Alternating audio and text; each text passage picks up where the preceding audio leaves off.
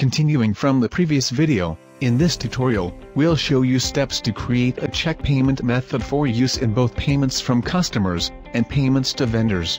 Go to Banking module, open Payment Methods feature.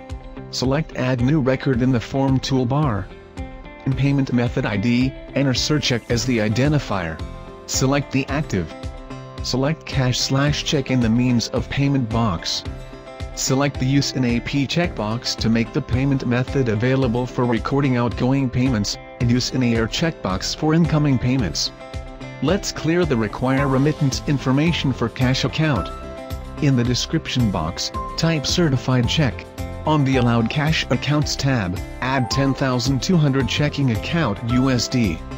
Select Use in AP default, to define the cash account to be used by default for outgoing payments, and select Use in AR and AR default, if this cash account is used by default for incoming payments. Then select the AP Suggest Next Number checkbox, and type 0 into the AP Last Reference Number box, to enable auto-numbering of printed checks in the Accounts Payable module. On the Settings for Use in AP tab, select Print Checks to require checks to be printed for outgoing payments.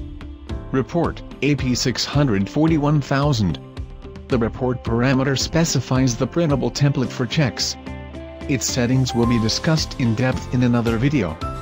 For lines per stub, enter 10. This parameter specifies the maximum number of detail lines that can be printed on the check stub. For incoming payments, the check payment method has no specific requirements, so you don't need to specify any settings on the Settings for Use in AR tab. For the rest of the settings, you can refer to Acumatica documentation for more details. When finished, click Save. Thank you for watching. Coming up next is the video about how to define credit terms. If you have any questions and suggestions, let us know in the comments below. Hit subscribe for more informations. Bihitsa. Connecting applications, automating processes.